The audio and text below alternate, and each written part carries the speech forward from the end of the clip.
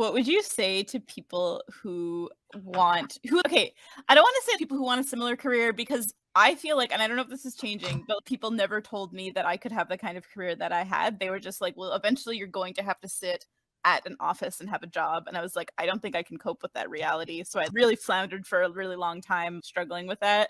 Oh, yeah. And I eventually figured it out. But let's say there's some chaotic youth or some chaotic person who's trying to just get out of that thing. How would you say they progress, or what would you say they do?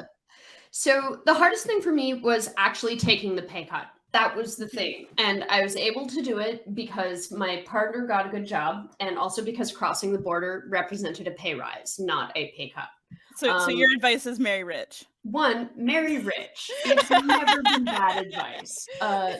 Two, I advise being super privileged just to start with, so you know these options are available. Three, have the sort of brain that means that you can hyper focus for hours, because that's my actual skill.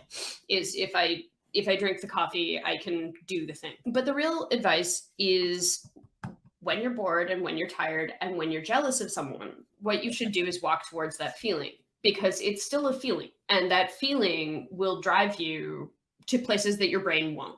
So your brain will be like, I should go work for Google. That's what I want to do. And your brain will try and make you do that, even as you start to read Google's documentation standards. And you're like, this seems dated and controlling, and it might be for the military. But your heart, the actual feelings, of all, it will let you know that you can't write JS docs for a living, like that you can't do that.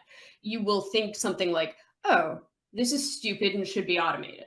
And knowing those things helps pull you towards things that are better. Following your actual interests is... just to touch on something you said, I think you're really interesting about the follow your jealousy, because I think there's, especially in like weird careers, there's tons of jealousy about how did this person figure it out, all that kind of stuff. And every time I've looked at someone and been like, oh God, I wish I had that weird career, I always go to their website and look through their CV and look through all their connections. And then I try to backtrace and like, how did they do it? What did they do to get here? And like, who are they involved with? And then figure it out from there. A chapter of the book you're jealous of, because it'll tell you who somebody's thinking with, and that will tell you who their friends are. I mean, don't let it eat you, but you know, it's okay to acknowledge the feeling and just be like, how did it happen, instead of just wanting it. I think it's more risky to not acknowledge the feeling. It's more risky to put it aside or pretend you're not feeling it. That's when you get real mean. No matter how mean you get when you're walking towards envy, you will never be as mean as when you are pretending you are happy for someone who you are actually jealous of.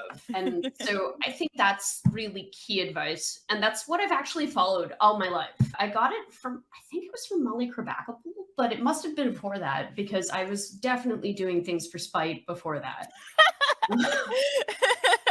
I definitely know I fully got my master's degree from spite. Pure spite. Like, yeah, the real advice, the real thing that I say, and I have a tattoo about this, is you have to know what kind of a person you are. And if you're motivated by love, that's great. I'm happy for you. But if you are motivated by spite, grab that with both hands, because people are one or the other. They're never both. And if you're authentically motivated by negative feelings, you just have to pay attention. If you don't, they'll fester.